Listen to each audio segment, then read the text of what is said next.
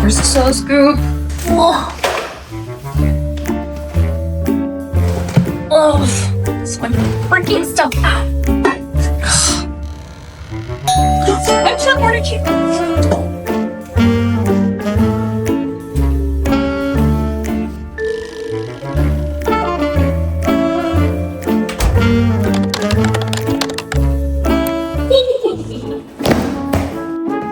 You know, if the package comes with this tape, it's gonna be good inside.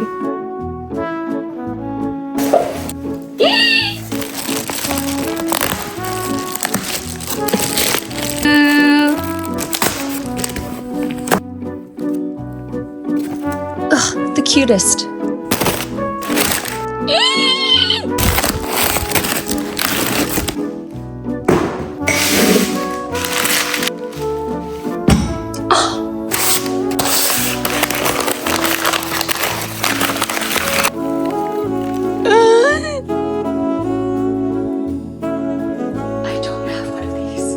Oh my god, it's perfect. This variegation, are you kidding me?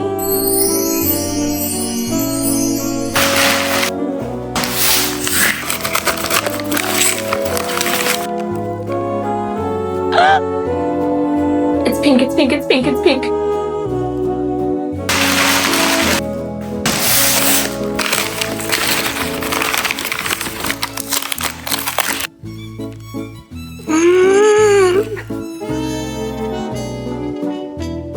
Now I have a baby one. Wait till you see what's in this next box then.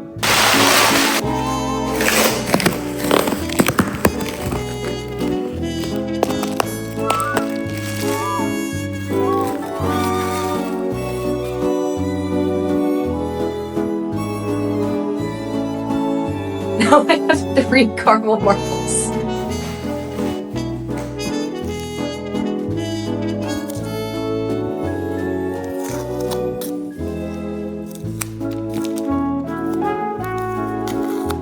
Maybe I should have gone to Plant Mat to unbox these.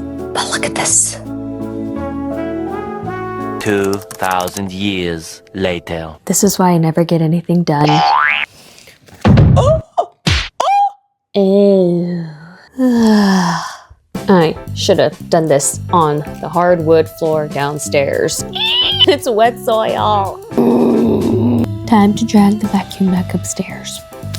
Okay, so normally it takes me like 3 to 5 business days to repot anything, but I know a month is a little bit extreme. But a lot has happened. It was the holidays, we were away on a family trip, but these babies still look good. And speaking of traveling, when I did get back from our vacation, it was kind of a scramble to decorate for the holidays, which is always my favorite time of year. And so I'm going to show you my entire Christmas tree setup this year, and thank you to Costway for sponsoring this video. So growing up, I only had real Christmas trees, and that's all my kids have known too. But this year I decided to go artificial because the process of getting a live tree into our house only to throw it away a month later didn't sit right with me. I ordered a 9-foot tree to fit in this space, and it only came in 4 pieces. And again, this is literally the first time I'm assembling something like this, and everything was super light. But then I realized I probably should have set up the tree collar before I set up the whole tree. So now you get to see how easy it is to disassemble this whole thing. The cool thing about Costway is that it has a little bit of everything, from furniture to toys, appliances, and home decor. Shipping is super fast. I got this tree in 3 days, and customer service is 24/7 online. And now it's time to fluff this baby. This is a little time intensive, but you basically have to spread out each individual leaf like fingers. And this is 100% a trust the process type of thing, but I promise it's so worth it in the end. Because here's the before, and here's the after. A real tree this size would have cost me hundreds of dollars and it wouldn't look nearly as good. My 487-month-old was probably the most skeptical of getting an artificial tree because he also grew up with real trees. But once he saw the quality firsthand and the fact that the lights already come installed, he was completely sold. And this has also become one less plant that I need to water. So check out the link in my description to get 10% off everything from Costway. And here's my 1-month update. Look at this one. Even though this is a baby, the leaves are already serrated looking. And this is the newest one. I lost the oldest leaf on this one, and this is the newest leaf. It's not variegated, but it is already getting to be serrated. And I'm not worried about this leaf not being variegated because the beauty of caramel marble is every leaf is so unique. Like this is my mother plant. And you can see how every single leaf really looks so different. You just never know what you're gonna get. This earlier leaf was fully green. Okay, just kidding, it has a speck of variegation. But look at what all the subsequent leaves look like. So I have faith in this little one, especially knowing what nursery they all came from. The quality is gonna be top tier regardless. And then the Alocasia babies, they also pop new leaves. This is the newest leaf on the Milano. Just look at the texture. The Albo variegation is strong on this one. And the newest leaf on my black velvet pink variegated. The oldest two leaves did dry out and die because I underwatered it. But life happens and it's still cute. I guess it's actually a good thing that a month passed because my normal inclination is to repot these immediately as soon as I receive them because I don't like original nursery pots. I prefer to pot everything into clear pots. But it's generally not recommended to repot immediately. It's better to just let the plants settle and acclimate for a little bit in your environment, which they clearly have a month later. Okay, let's get plant mat ready so I don't have any more carpet spills. Oops, I got the extra jumbo size, but it's okay. Also, the reason I dragged everything upstairs is because I have family visiting and they are all over the house, so I'm kind of quarantining myself in this room. I don't think I'm going to upsize any of these because they're pretty small plants. So I brought different options in terms of pots. I do want to put the 2 philodendron in these cute little pots that I have though. Also, why did I decide to get 2 caramel marbles when I clearly already have one? This one's a backup and this one's a backup to the backup. Like, you cannot deny that this is such a pretty plant, and the cost of these has gone down so much. I saw one person win one of these baby plants in an auction for like $40-something, which is insane. So I cannot pass up a good deal. Let's do this one. It's a little dirty, but a clear pot that I am recycling. Ugh. To open a new bag. I use up the soil the quickest because most of my collection is aeroids and this is an aeroid specific mix. But it's also extremely messy because it has charcoal in it. Ooh, and look at the new growth. All right, let's see what the root ball looks like because that will help me determine the size of pot I need to put into it. Okay, so there is a sponge plug in here. So I am gonna gently remove that best as I can without ripping off roots. Ripped off a root. People have mixed opinions when it comes to sponge plugs. A lot of baby plants start off growing in plugs because it's a really great way to grow the roots. What I find sometimes to be an issue with them is that the plug holds in more moisture than the surrounding soil. So it's hard to gauge when the plant needs water because the sponge plug might still be wet and the surrounding soil might be dry. So for that reason, I tend to remove them. Okay, I do feel bad though because the roots in the plug are really healthy, whereas the roots outside of the plug are pretty dry, which is exactly what I want to avoid. Luckily, philodendrons are pretty hardy. So I'm going to try my best to get this all cleaned up. 12 seconds later, 3 days later, 3 weeks later. Okay, I got like 99% of it out. And now that it's unpotted, I have a good idea now what size pot I'm gonna put in it based on this root ball, which is not that big. So a pot like this will totally be appropriate. I also brought one of my taller 4-inch pots, but I think this would be too big for it. It would be much more comfortable here. While I'm at it, I think I'll just unpot this one too. Pretty dry. If I can get into the plug, which I can feel it in here. There it is. Again, this plug is moist, but this soil is completely dry. And notice how dry these roots are, whereas the roots coming out of the plug are nice and red. No bueno. Oh! More roots than this one, but I still feel like the same size pot is appropriate. Yeah, I do not like the sponge plug at all. Like the top part that dried out is hard as a rock. I hate it. And it's totally tearing off the roots. I guess I could have soaked this in water before, but it's too late. Everything's easier in hindsight. Another reason why I wanted backups is because when this one got infested by ants, I kind of freaked out about it. And it was looking a little bit sad and droopy for a while, and she's totally fine now and clearly bounced back. But I like this plant and it's a big investment, so I wanted to have its progeny. I messed with the roots so much, it's definitely going to need some root crack. I like to test out a lot of different kinds of root crack.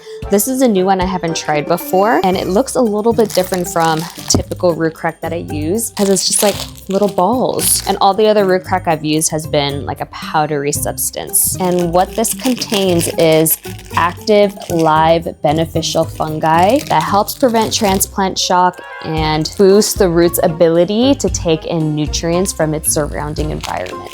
So the instructions say to do 2 scoops for a 4-inch pot. So I'm gonna add in a little bit of soil first, and then I'll do that. 1 for you and 1 for you.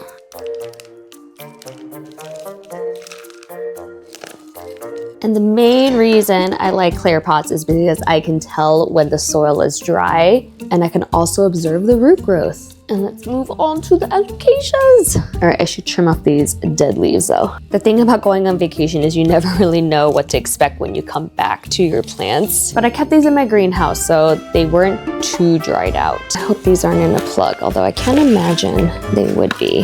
Oh wait, they are. This is a total plug. What about this one? This is gonna take me longer than I wanted to. Man, the good news is I watered this recently, and so it's actually falling apart pretty easily, but I'm sad. Oh, it's actually not that bad at all. Okay, so note to self, if there's a sponge plug in your plant, soak that plant first because it comes off a lot easier. And again, these aren't inherently bad. These are perfectly fine for growing starter plants. People have successfully grown plants in starter plugs and left them like that, and it's fine. But you also hear stories of people who don't know why their plants are struggling, and then they unpot it and then they realize that the plug is the culprit. So it really just comes down to personal preference, and you can manage the soil and watering conditions well with the plug. This is actually pretty satisfying, not gonna lie. Much easier when it's wet. There we go.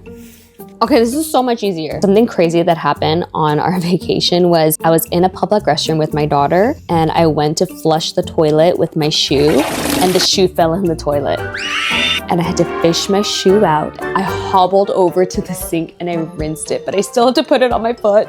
And I scheduled my foot amputation later that day. Just kidding. But I immediately went to the Crocs store and I bought new shoes. And then a few hours later, we were at a restaurant, and when the server handed us 2 bowls stacked on top of one another, when we lifted one bowl, there was a cucaracha inside the bottom bowl. And then I checked into our hotel. The hotel room they assigned us was room 666. So all of that happening in a span of a few hours was my sign that this vacation needed to come to an end. I used to love staying in hotels when I was a kid, but the older I get, I just love sleeping in my own bed so much more now. I'm so glad that I have root crack on hand. Certain plants are more sensitive than others when you mess with their roots. I feel like alocasias are one of them. Yay! This is so cute. I love this one. Okay, these tiny guys are gonna go in 2 tiny pots.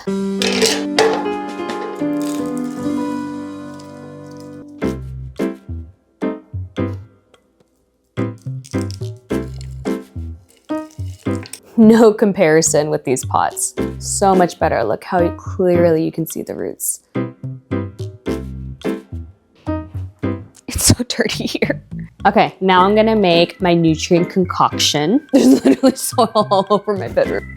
I have a little bit of fungus gnat issue in my greenhouse, so I have some carnivorous plants in there eating them, but I'm also going to treat my water with anti-gnat drops, some plant food, and I do have a soil rehydrator, but I don't think I need it. You know what, it doesn't hurt, so I'll just throw it in there.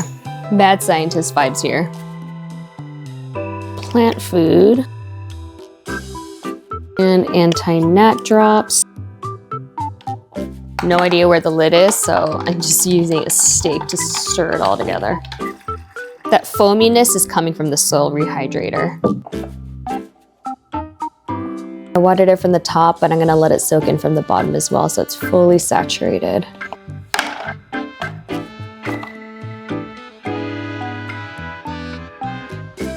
Do you like how I'm just migrating across my bedroom and creating a mess everywhere I go? I chose this life. Okay, gonna let these soak for a little bit, and then I'm gonna come back and set them up. Took all my ADHD willpower to force myself to come back and finish the task that I started in the same month that I began it. Yay me. Okay, let's put these in their permanent homes.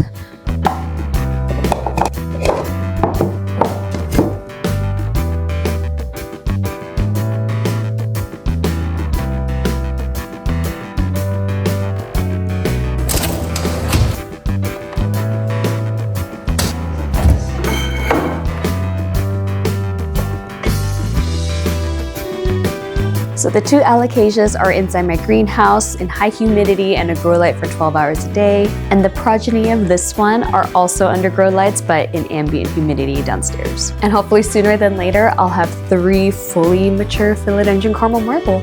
If you like my content, you can support me by hitting subscribe. And coming up, I'm gonna give you an update on my $350 snow-capped begonia that I chopped up and propagated. Why is there soil everywhere?